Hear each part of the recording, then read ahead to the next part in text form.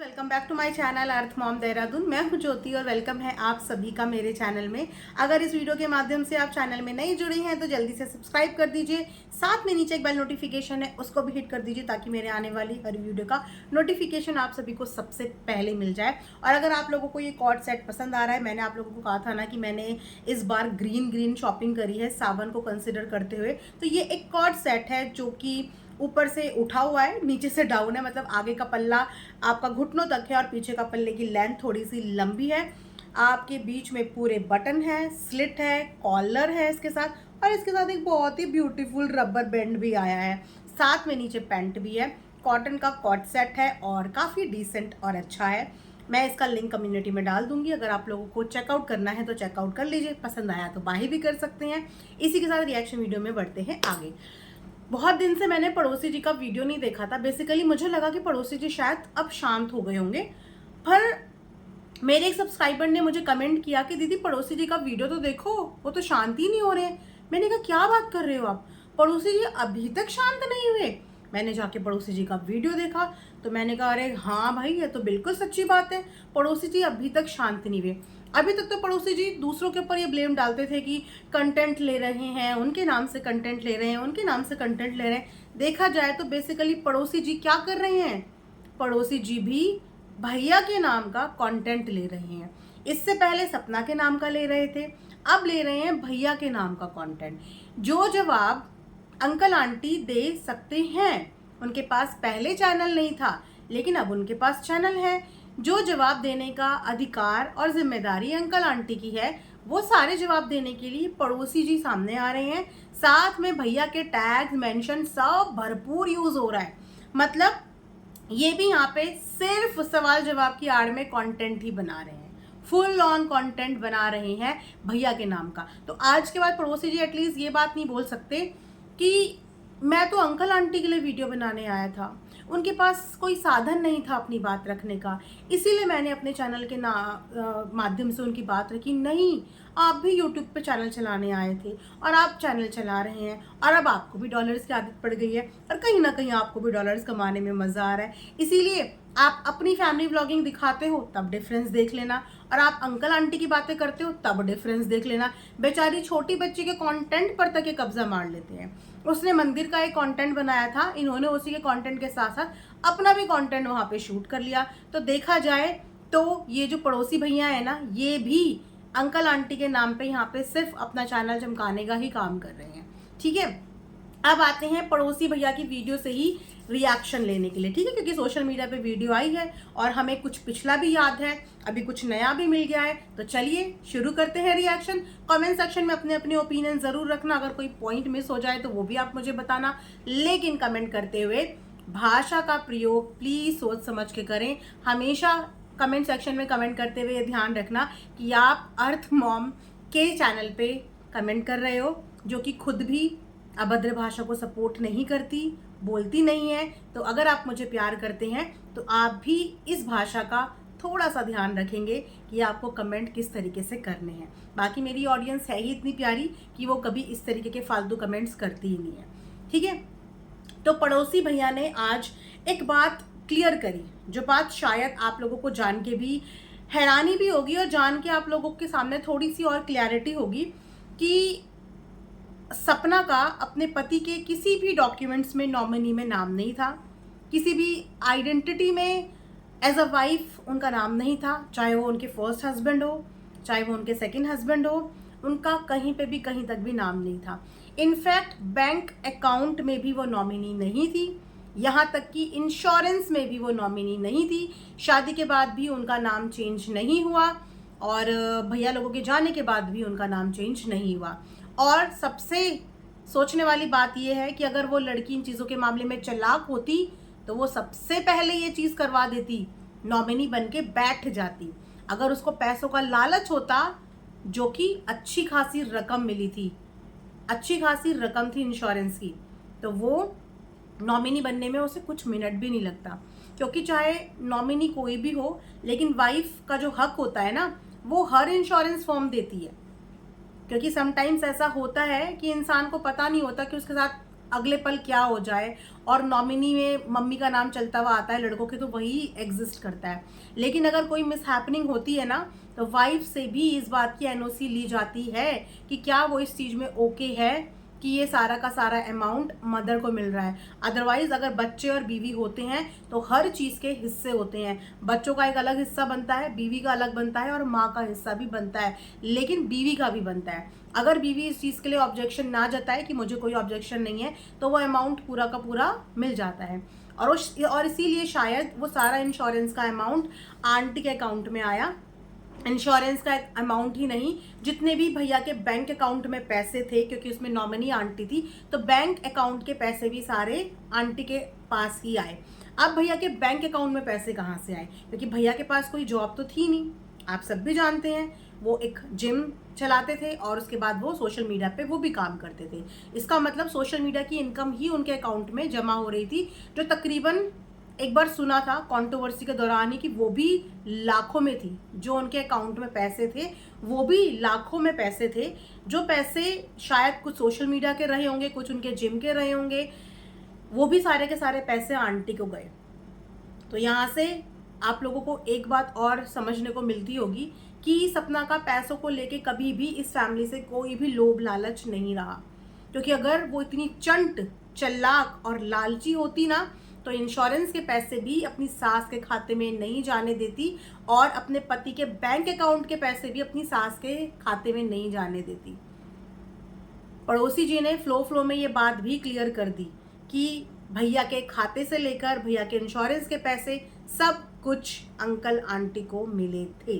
सपना को कोई पैसा उसमें से नहीं मिला था। उसके बाद पड़ोसी जी ने एक और चीज़ बोली, इन्हीं की स्टेटमेंट मैं आपको बता रही हूँ कि जो भैया हैं उनके साथ जो दुर्घटना हुई वो घर से 200-400 किलोमीटर दूर हुई। 200-400 किलोमीटर दूर हुई, और उस दुर्घटना में अंकल ने इसीलिए कोई भी एक्शन नहीं लिया, कोई भी इन्वेस्टिगेशन नहीं कराई, क्योंकि एक तो उनका एज का फैक्टर, दूसरा उनकी जॉब उस समय पे चल रही थी, तीसरा कि जिस जगह पे दुर्घटना हुई थी वो दुर्घटना स्थल इनके घर से तकरीबन 400 बोला या 200 किलोमीटर की दूरी पे था। केस के रिगार्डिंग में बार बार वहाँ पे आना जाना अंकल के लिए पॉसिबल नहीं था, और उस वक्त पे अंकल भी एक सही स्टेट ऑफ माइंड में नहीं थे, वो जॉब में थे। तो उन्होंने यही सोचा कि बेटा तो मेरा वापस नहीं आने वाला, तो मैं ये सब चीज़ें करके क्या करूँगा, और इसीलिए उन्होंने इस इन्वेस्टिगेशन को नहीं किया। एग्जैक्टली यही बात बोली है ना कल पड़ोसी भैया ने, यही बात बोली है ना, याद रखना इस बात को जो मैंने अभी बोली। अब मैं यहाँ पे आती हूँ एक सेकंड बात पे। कंट्रोवर्सी के दौरान क्या बात हुई थी? एफआईआर ना करने का रीज़न क्या बताया गया था? कंट्रोवर्सी के दौरान एफआईआर ना करने का रीज़न बताया गया था कि सपना की मम्मी ने एफआईआर नहीं होने दी, इसीलिए ये इन्वेस्टिगेशन नहीं हुआ। अब आप मुझे ये बताइए कि उस समय वाला स्टेटमेंट सही था कि सपना की मम्मी ने ये एफआईआर नहीं होने दी, या अब वाला एक्सक्यूज़ सही है कि अंकल जॉब के चक्कर में और घर से बहुत ज़्यादा दूर था, इसीलिए वो इस केस में नहीं गए कि बेटा तो मेरा चला ही गया है। अब आप देखिए, कहते हैं ना कि इंसान को याद भी नहीं रहता कभी कभी कि उसने आज से 6 महीने पहले, साल भर पहले क्या बोला है, और उसके बाद वो अब क्या बोल रहा है। तो अब आप ये डिसाइड करो कि उस समय दिया हुआ स्टेटमेंट सच्चा था कि आज पड़ोसी जी ने, जब मैटर सब कुछ ठंडा है, ये तब सही बताया है। क्योंकि उस समय पे इस मैटर की वजह से सपना की मम्मी को, सपना को बहुत भर भर के हेट मिली थी, और उस समय पे भी जो लोग इस चीज़ को समझ रहे थे उन्होंने तब भी ये सवाल उठाया कि जिस लेडी को इनके घर में कोई इंपॉर्टेंस वैल्यू नहीं मिलती, लाइक सपना के मायके वालों को कोई इंपॉर्टेंस वैल्यू नहीं मिलती, उसने इतना बड़ा डिसीजन ले लिया उस लेडी ने कि एफआईआर नहीं होगी। अब पेरेंट्स मान भी गए उनकी बात इतनी बड़े मैटर में। और अब पड़ोसी जी ने कहीं पे इस बात का जिक्र नहीं करा, साफ बोला है कि अंकल की नौकरी थी, वो इतनी दूर ट्रैवल नहीं कर सकते थे, केस करने से बेटा तो वापस आता नहीं, तो उन्होंने इस केस को लेट गो कर दिया कि छोड़ दो। देखा आप लोगों ने, समझ रहे हो आप लोग। अब समझदार को इतना ही इशारा काफ़ी है कि चीज़ें कितनी सच सामने आई हैं और कितने झूठ उस समय पे आए हैं सामने। उसके अलावा इन्होंने बोला कि अंकल के पास जितने भी पैसे आए, वेदर वो इंश्योरेंस के आए होंगे या फिर अकाउंट से आए होंगे, उन्होंने वो सारा पैसा बच्चों के लिए ही लगाया।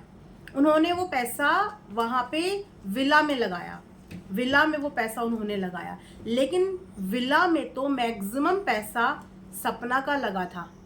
ये बात हमने बकायदा अंकल और सपना को आमने सामने बात करते हुए फ़ोन पे सुना है कि सपना का उसमें पैसा लगा था। सपना ने साफ बोला था, या तो आप वो विला रख लो, पैसे मुझे दे दो, या तो मैं आपको पैसे दे देती हूँ, आप वो विला मुझे दे दो। जिसमें अंकल ने पहले बोला कि ठीक है तुम घर रख लो, उसके बाद क्विकली वो चेंज हो गया कि नहीं मैं तुम्हें पैसा दे दूंगा, घर मैं रख लूँगा। अंकल तो वो घर और वो सारा पैसा बच्चों के लिए लगाना चाहते थे, क्योंकि वो बच्चों के रहने के लिए वो घर लेना चाहते थे। लेकिन जब बच्चे घर से जा रहे थे तो अंकल ने क्या वो घर उन बच्चों को दिया? क्योंकि आपके कहे अनुसार तो अंकल ने वो पैसा जो भैया का आया था वो सब विला में लगाया था बच्चों के रहने के लिए। तो फिर अंकल को वो विला देने में बच्चों को ही आपत्ति हो गई, जबकि वो विला आपके कहे अनुसार बच्चों के लिए ही था। चलिए वो छोड़ दीजिए। उसके बाद जब बच्चे घर से चले गए और बच्चे कभी ग्वालियर भटक रहे थे, उसके बाद बच्चे मथुरा में किराए पे रह रहे थे, क्या तब भी ये अंकल ने बोला कि बच्चे दर दर भटक रहे हैं और वो विला तो मैंने बच्चों के लिए ही लिया था और मेरे बच्चे ही दर दर भटक रहे हैं और उस विला का पोजेशन भी ऑलमोस्ट हो गया था, तो तुम इधर उधर मत भटको, तुम जाके विला में रह लो, क्योंकि वो जो पैसा इनके पिता का मिला था वो मैंने इन बच्चों के लिए ही तो वहां पे लगाया। पड़ोसी जी अपनी ही बात में फंस गए। अगर वो विला बच्चों का था, बच्चों का है, और बच्चों के पिता का पैसा उनके पापा ने उन्हीं के बच्चों के लिए विला में लगाया, तो आज वो बच्चे उस विला के अंदर क्यों नहीं हैं? आज वो बच्चे उस विला से बाहर क्यों हैं? आज वो घर के अंदर क्यों नहीं है? अगर वो विला उनके बच्चों का था, बकायदा कायदा अगर होता तो उन बच्चों के पिता के आए हुए पैसों से बच्चियों के नाम पे एफडी होती। बेसिकली मैंने यही देखा है कि जब किसी के घर में ऐसे कुछ हो जाती है अनहोनी, तो जो बाप होता है या जो भी इंश्योरेंस होता है वो बच्चों के नाम पे एफडी करा देते हैं कि ये इन बच्चों के नाम की एफडी है। क्या बच्चों के नाम पे कोई एफडी है? कुछ नहीं है। जो विला के नाम पे बच्चों के नाम पे लिया, आज वो बच्चे उस विला में है ही नहीं। और यहाँ से एक बात और याद दिलाऊंगी मैं आपको, जिस समय पे छोटी बच्ची और सपना की बातचीत हो रही थी फोन पे, उस वक्त पे छोटी बच्ची ने साफ तौर पे ये बोला था कि आपको तो बाहर कर दिया और उस विला में जाने का इन भाई बहन का प्लान है कि ये लोग जाके वहां पे रहेंगे। तो क्या वो छोटी बच्ची ने सपना से झूठ बोला था? क्योंकि ये सारी चीजें आप लोगों ने सुनी होंगी कि एग्जैक्टली सपना को यही मैसेज छोटी बच्ची ने पास ऑन किया कि आपको तो बाहर कर दिया है और ये सारे भाई बहन जाके उस विला में रहेंगे। ये खबर छोटी बच्ची ने अपने मुंह से सपना को दी थी। तो अगर वो विला बच्चों के लिए था तो वहां पे ये अपने भाई बहन के साथ रहने का प्रोग्राम क्यों बना रहे थे? और वाकई में अगर वो विला बच्चों के लिए है तो बच्चे उस विला के अंदर क्यों नहीं है? वो विला तैयार पड़ा है, उस विला के अंदर वो बच्चे क्यों नहीं है? अगर उस विला में उन्हीं के बच्चों के पापा के पैसे लगे हैं, उन्हीं के पापा के इंश्योरेंस के पैसे वहां पे लगे हैं, उन्हीं की माँ की कमाई वहां पे लगी है, तो फिर वो बच्चे उस विला के अंदर क्यों नहीं है? वो बच्चियां वो उस विला से बाहर क्यों हैं? अपनी वीडियो में ये एक इतना बड़ा सवाल वापस से कर दिया है खड़ा, जो कि नहीं होना चाहिए। इनको बहुत शौक है वीडियो में आके बात करने का, बोलने का, उनके बिहाफ में जवाब देने का। जाने वो इस बात की मंजूरी देते होंगे क्योंकि एक्चुअली वो भी सुकून से रहना चाहते हैं। अंकल आंटी भी सुकून से ही रहना चाहते हैं। उन्हें अगर घर नहीं देना तो वो नहीं दे रहे हैं, उन्हें उन बच्चों को कुछ नहीं देना तो वो नहीं दे रहे हैं। और वहां से सपना भी अब सुकून से रह रही है और वो लोग भी सुकून से रह रहे हैं। तो ये पड़ोसी जी अभी तक भी सुकून में क्यों नहीं है? क्या इनको ये नहीं पता कि सोशल मीडिया पे इनकी एक एक स्टेटमेंट पे कितनी सारे मुद्दे खड़े हो सकते हैं? इनकी बोली हुई एक एक बात पे कितने सारे मुद्दे खड़े हो सकते हैं? और ये अंकल की केयर करते हैं। अगर ये अंकल की केयर करते होते ना तो ये रोज के रोज यहाँ पे आके वीडियो नहीं छापते, क्योंकि सवाल इनसे कोई कर ही नहीं रहा है, इनसे कोई सवाल ही नहीं कर रहा है। ये जबरदस्ती वीडियो बनाने आ रहे हैं और जबरदस्ती उनके बिहाफ में जवाब दे रहे आ रहे हैं, जहां पे ये खुद ही पहले वाले स्टेटमेंट से मैच नहीं कर पा रहे हैं। तो ऐसे तरीके से तो ये अंकल आंटी को भी सुकून से नहीं रहने देंगे। ये उनको कंट्रोवर्सी में घुसाए रखेंगे और जब तक ये बोलते रहेंगे तब तक उनके ऊपर भी सवाल खड़े होते रहेंगे और उनके ऊपर भी उंगलियां उठती रहेंगी, क्योंकि पहली वाली स्टेटमेंट से अभी की स्टेटमेंट बिल्कुल भी मैच नहीं कर रही है। उसके अलावा जो सबसे सोचने वाली बात है कि इन्होंने बोला कि बच्चों को जो है वो खतरा हो सकता था। एग्जैक्टली बच्चों को खतरा कैसे हो सकता है एक हिट एंड रन के केस में? एक हिट एंड रन के केस में बच्चों को खतरा कैसे हो सकता है? और हिट एंड रन करने वाला इंसान को लेट गो कोई कैसे कर सकता है? बहुत बड़ा सवाल है ये। कोई जान ना पहचान कोई रास्ते पे आया, किसी का हो गया, दो अनजान व्यक्ति टकरा गए आपस में, मिस हैपनिंग हो गई। उस मिस हैपनिंग में कोई इंसान ये सोचता है कि मैं अगर इस चीज़ के रिगार्डिंग कंप्लेन करूंगा तो मेरी फैमिली को खतरा होगा, अनटिल अनलेस कि वो कोई नोन बंदा ना हो। यस, वो कोई नोन बंदा ना हो या वो कोई प्री प्लान्ड चीज़ ना हो, क्योंकि अननोन बंदों से तो हमारी फैमिली को कोई खतरा नहीं होता। ऐसे करके तो जितने भी हिट एंड रन केस हैं वो केस कभी दर्ज ही नहीं होंगे। हिट एंड रन केस कभी दर्ज ही नहीं होंगे, क्योंकि दर्ज कराने वालों को ये डर रहेगा कि हमारी फैमिली को पीछे से कुछ हार्म न पहुंचा दे। तो अपनी ही वीडियो में ये बहुत सारे ब्लंडर करके चले गए हैं और पता नहीं ये ब्लंडर ये क्यों कर रहे हैं, ये इतने ज़्यादा परेशान क्यों हैं। सामने वाली लेडी को जवाब देने के लिए इनको आने की ज़रूरत नहीं, क्योंकि उन्होंने तो सवाल इनसे किया ही नहीं है। उन्होंने हेल्प भी जो मांगी थी वो उस लड़के के पिता से मांगी थी। उनके पिता अगर हेल्प कर पाएंगे तो भी ठीक है, नहीं कर पाएंगे तो भी ठीक है।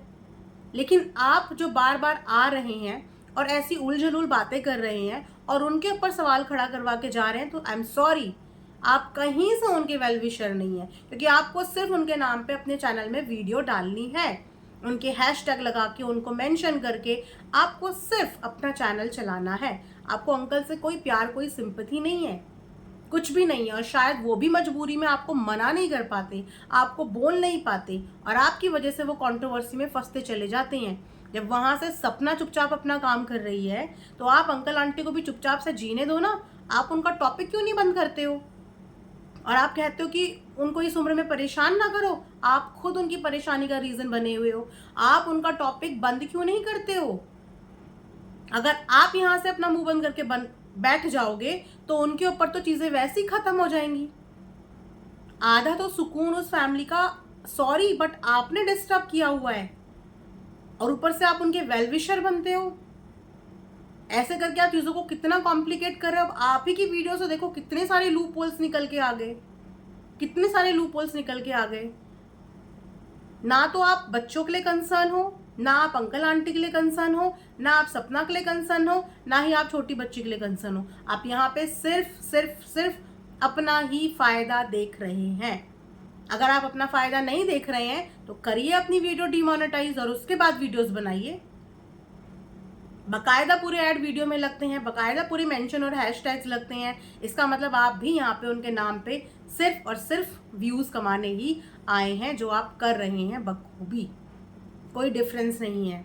तो इसीलिए आप तो किसी और के ऊपर इस चीज़ के रिगार्डिंग उंगली उठा ही नहीं सकती हैं। ये था एक छोटा सा रिएक्शन वीडियो, बहुत ज़्यादा लंबा नहीं। एकदम सडनली से मेरे सब्सक्राइबर ने बोला कि उनका वीडियो देखो, तो मैंने कहा वो अभी तक एक्टिव है क्या? मेरे को तो पता नहीं कितने दिन हो गए उनको ना देखे हुए। तो उन्होंने बोला हाँ दीदी वो अभी भी हैं और उन्होंने ऐसी ऐसी बातें करी है। देन मैंने सोचा थोड़ा सा देख लेते हैं, उसके ऊपर एक रिएक्शन वीडियो बना लेते हैं। उम्मीद करती हूँ कि आप लोगों को वीडियो पसंद आई होगी। कमेंट सेक्शन में कमेंट करके ज़रूर बताना। मिलेंगे नेक्स्ट वीडियो में, तब तक अपना ध्यान रखिए। Thanks for watching earth mom Dehradun.